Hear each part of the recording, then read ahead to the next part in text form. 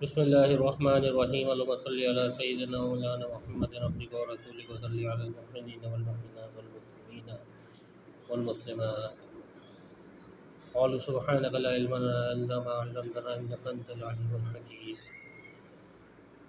This is the chapter 140 hadith, Fazail-E-Quran. Number 1, first hadith is from Hazrat Uthman Radiyallahu ta'ala anhu says that Rasulullah sallallahu, alaihi, wasallam said, best among you is the person who learns the Quran and teaches others. Hazrat Uthman Radiyallahu ta'ala anhu says that Rasulullah sallallahu, alaihi, wasallam said, best among you is the person who learns the Quran and teaches others. In most of the books, this hadith is quoted with the word and between learns and teaches as above. Thus, the greatest reward would be for him who learns the Quran and thereafter teaches it to others. But in some of the books, this hadith is narrated with the word or, in which case the meaning would be the best amongst you is he who learns the Quran or teaches it. According to this version, the reward is general, equally great whether one learns it himself or teaches it to others. Thus, it would be equally virtuous for both. The Quran is the basic of the religion of Islam, and on the preservation and spreading of the Quran depends the very existence of this faith. Hence, the blessing of learning and teaching the Quran are self-evident and do not need further explanation. There are, however, various degrees of excellence.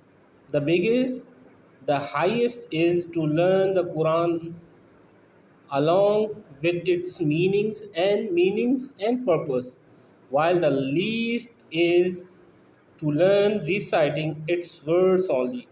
The hadith quoted above is supported also by another saying of the Nabi sallallahu, alaihi, wasallam, as reported by Sayyidina Sulaiman Radiyallahu ta'ala anhu.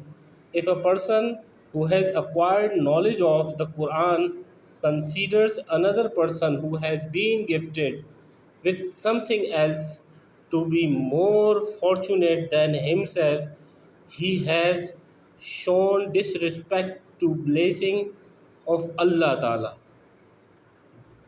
bestowed on him or bestowed on him on account of his learning of the Quran.